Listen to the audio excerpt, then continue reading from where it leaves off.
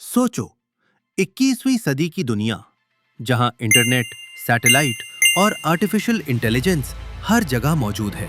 लेकिन इसी आधुनिक दुनिया के बीच एक ऐसी जगह है जहां आज भी वक्त हजारों साल पुराना है।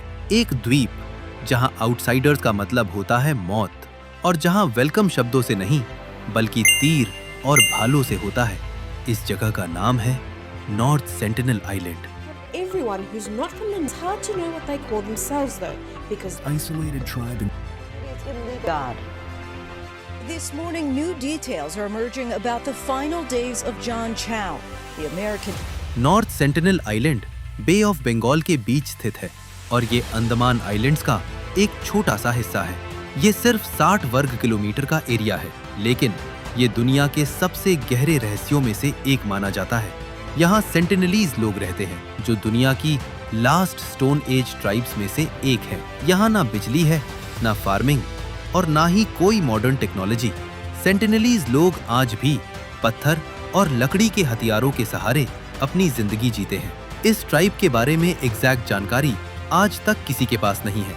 उनकी पॉपुलेशन का अंदाजा लगभग 50 से 150 लोगों के बीच लगाया जाता है।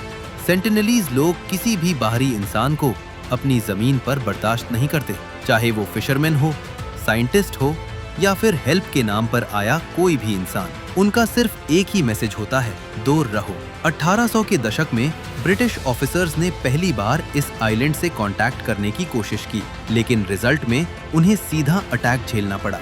आजादी के बाद भी इंडिया ने कई बार कांटेक्ट का ट्राई किया।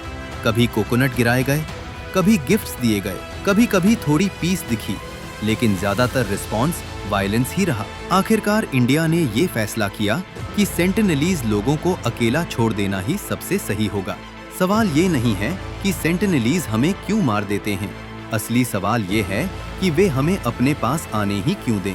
उनके लिए हम सबसे बड़ा थ्रेट हैं। हम अपने साथ ऐसी डिजीजेस लेकर जाते हैं जिनसे लड़ने की पावर उनके शरीर में नहीं होती। एक छोटी सी फ्लू भी उनकी पूरी ट्राइब को खत्म कर सकती है। इसलिए उनकी वायलेंस हेट्रेड नहीं है, बल्कि सेल्फ प्रोटेक्शन है।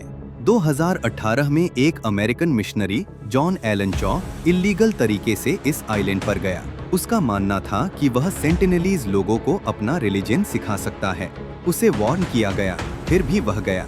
सेंटिनलीज लोगों ने उसे मार दिया और उसका बॉडी कभी वापस नहीं मिला। इसके बाद यह आइलैंड फिर से खामोश हो गया। नॉर्थ सेंटिनल आइलैंड हमें एक बिटर ट्रुथ दिखाता है, हर सिविलाइजेशन को बदलना जरूरी नहीं होता। कभी कभी सबसे सही डिसीजन होता है इंटरफियर न करना।